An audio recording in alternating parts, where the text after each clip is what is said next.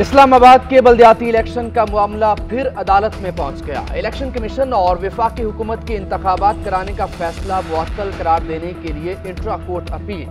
तहरीक इंसाफ ने इंतखाबात न कराने पर तौहीन अदालत की दरख्वास्त दायर कर दी। इलेक्शन कमीशन और वफाक ने दरख्वास्त में मौक़िफ़ इख्तियार किया कि सिंगल बेंच का फैसला कानून और हक़ाइक़ पर पूरा नहीं उतरता। वक्त की कमी के बायस फैसले पर अमल दरामद नामुमकिन था। इलेक्शन कमीशन की आईनी हैसियत को भी मलहूज़े खातिर नहीं रखा गया। हुकूमत को जवाब जमा कराने के लिए मुनासिब वक्त नहीं दिया। फैसला कानून और हक़ाइक़ की गलत तशरीह पर मबनी है। फैसला बरकरार रखने के काबिल नहीं, कलअदम करार दिया जाए। इस्लामाबाद हाई कोर्ट के हुक्म के बावजूद इस्लामाबाद में बल्दियाती इंतखाबात का इनाकाद न हो सका। शहरी वोट डालने पोलिंग स्टेशन पहुंचे। सैयदपुर गांव union council 1, union council 49 Burma में शहरी पोलिंग स्टेशन के बाहर पहुंचे। यूनियन काउंसिल 31 में बुजुर्ग शहरी बी कतारों में मौजूद रहे। यूनियन काउंसिल 34 में कैंप कायम, शहरियों का कतारों में खड़े होकर एहतजाज। इलेक्शन कमीशन के खिलाफ नारेबाजी की। जमात इस्लामी का इंतखाबी अमला पोलिंग स्टेशन के बाहर पहुंच गया, एहतजाजी कैंप लगा लिया। कहते हैं हुकूमत और इलेक्शन कमीशन के खिलाफ आज अदालत से रुजू करेंगे।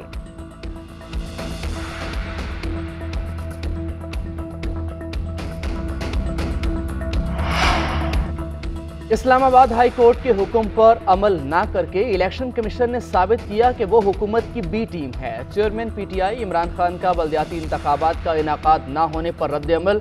ट्विटर पैगाम में कहा कि पीडीएम खौफजदा है और इंतखाबात से भागना चाहती है। वोट देना आवाम का हक है। पीटीआई इस हक के लिए आवाम के साथ खड़ी है। वोट एक बुनियादी जमहूरी उसूल है और पीटीआई इस पर कारबंद है।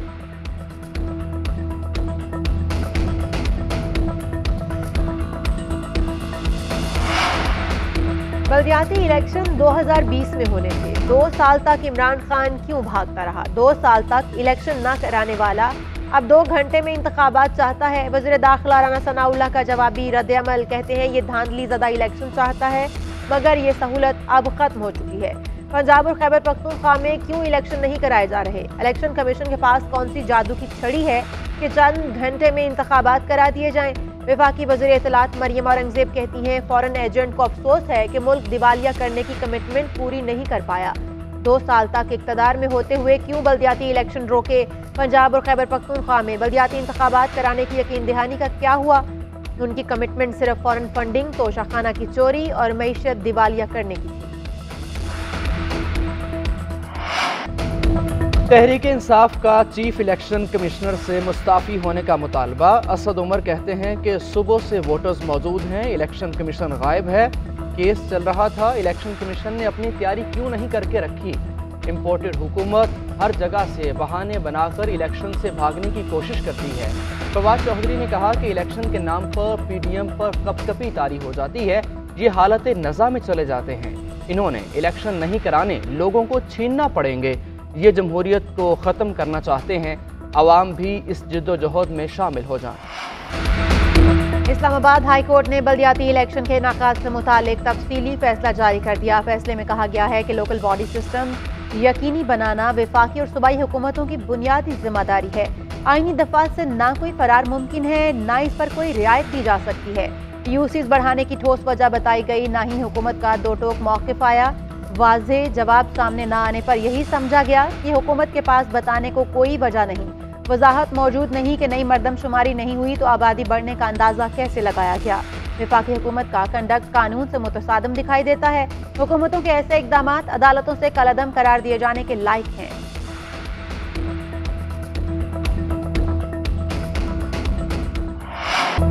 दुनिया के मुख्तलिफ इलाकों में साल नौ का आगाज़। बहरुल काहिल के जजीरे क्रिसमस आइलैंड में नया साल शुरू हो गया। न्यूजीलैंड में 3:15 पर नए साल की आमद का जश्न होगा। टाइम्स स्क्वायर में तैयारियां मुकम्मल, क्रिस्टल बॉल रोशन करके रिहर्सल की गई। ऑस्ट्रेलिया में पाकिस्तानी वक्त के मुताबिक शाम 6 बजे तकरीबात का आगाज़ किया जाएगा। अमेरिका की कुछ रियासतें सबसे आखिर में साल नौ का इस्तकबाल करेंगी। कराची की ज़राई इंतजामिया ने मोटरसाइकिल की डबल सवारी पर पाबंदी लगाई। सिंध हुकूमत ने इजाज़त दे दी। वज़ीर इत्तलात शर्जील मेमन ने आगाह किया, डबल सवारी पर पाबंदी नहीं लगाई जा रही। नए साल पर शहरी जश्न मना सकते हैं। हवाई फायरिंग, रोड ब्लॉक और वन व्हीलिंग ना करें। आवाम की सिक्योरिटी हमारे लिए अहम है।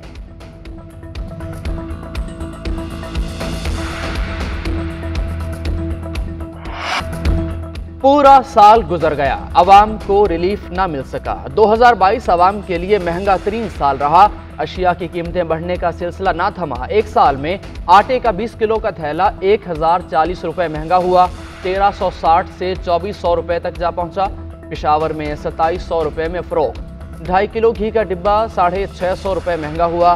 दाल माश 120, दाल चना 90, दाल मसूर 40 रुपए महंगी हुई। LPG के घरेलू सिलेंडर की कीमत 1200 रुपए से जायद बढ़ी। साल के शुरू में 50 रुपए में मिलने वाला प्याज 250 रुपए का हो गया। चावल 60 रुपए फी किलो महंगे हो गए। इदारा शुमारियात के मुताबिक फरवरी में महंगाई की शरह 12.2% थी। अगस्त का महीना महंगा तरीन साबित हुआ। महंगाई की शरह 27.3% तक जा पहुंची। असामिया 1000, उम्मीदवार 30,000। बेरोजगार नौजवान मर्द और खवातीन कांस्टेबल बनने के लिए बेकरार। इस्लामाबाद में महकमा पुलिस की 1667 खाली असामियों के लिए मुल्क भर से उम्मीदवारों का रश। स्पोर्ट्स कॉम्प्लेक्स में तिल धरने की जगह न रही। जिधर नजर जाए उम्मीदवार ही नजर आए।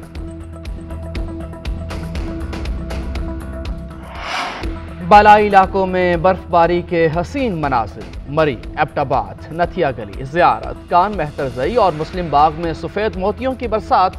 सवात, कालाम, मालम जब्बा, शांगला और खैबर के पहाड़ों ने भी सफ़ेद चादर ओढ़ ली। आइंदा 24 घंटों के दौरान मुल्क के बेशतर इलाकों में मौसम सर्द और खुश्क, जबकि बालाई इलाकों और शुमाली बलूचिस्तान में शदीद सर्दी रहेगी।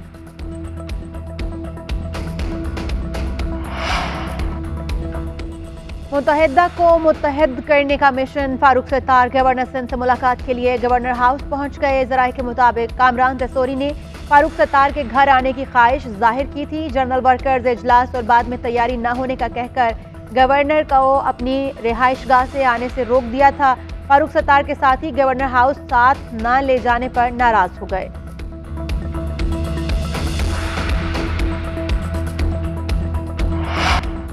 कराची में डकैती मुज़ाहमत पर एक और तालिबे इल्म कत्ल। जहांगीर इकरा यूनिवर्सिटी में BBA का तालिबे इल्म था। लवाहिकीन का एहतजाज, मुल्ज़मान की फौरी गिरफ्तारी का मुतालबा। उधर कराची में उर्दू यूनिवर्सिटी के करीब मुबैना पुलिस मुकाबला, एक डाकू हलाक जुमा खान ने 15 दिसंबर को NED यूनिवर्सिटी के तालिबे इल्म बिलाल को कत्ल किया था। मुलजिम का साथी पहले ही गिरफ्तार हो चुका है।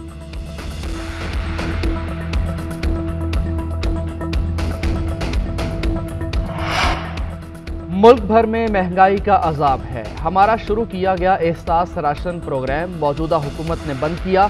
अब हमने इसे दोबारा शुरू कर दिया है। कल के दिन तक 1 करोड़ 90 लाख खानदानों ने इसके लिए अप्लाई किया।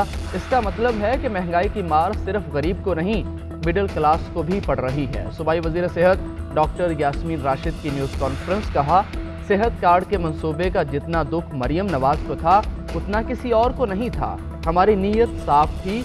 प्रोग्राम बंद करने की सारी साजिशें खत्म हो गई। न्यूजीलैंड के खिलाफ टेस्ट मैच में मुर्दा पिच बनाने पर तनकीद। सिलेक्शन कमीशन के सरबराह शाहिद अफरीदी खुद नेशनल स्टेडियम पहुंच गए। दूसरे टेस्ट के लिए तैयार की जाने वाली पिच का जायजा लिया। कहते हैं, जिन पिचेस पर हमने खेला है उससे टीम आगे नहीं बढ़ सकती। तवील मुद्दत के लिए सिलेक्शन कमेटी की जिम्मेदारी नहीं निभा सकता। ख्वाहिश है कि मुद्दत मुकम्मल होने से कबल 2 टीमें बनाऊं ताकि बेंच मजबूत हो। बाबर आजम टीम के लिए रीढ़ की हड्डी की हैसियत रखते हैं। कल उनका फैसला अच्छा लगा। सिलेक्शन कमेटी बाबर को भरपूर सपोर्ट करेगी। मेरे होते हुए परफॉर्मेंस की मौके जरूर मिलेंगे।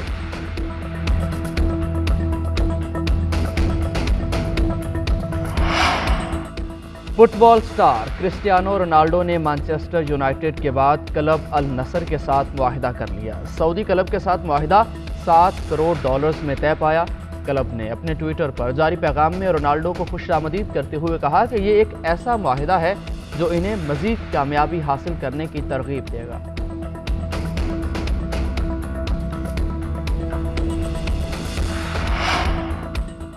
2023 में 2 सूरज और 2 चांद ग्रहण लगेंगे। पहला मुकम्मल सूरज ग्रहण 20 अप्रैल को होगा।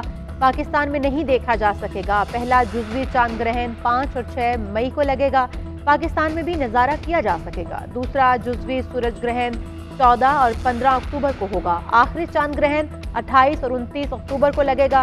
पाकिस्तान में मुकम्मल ग्रहण होगा।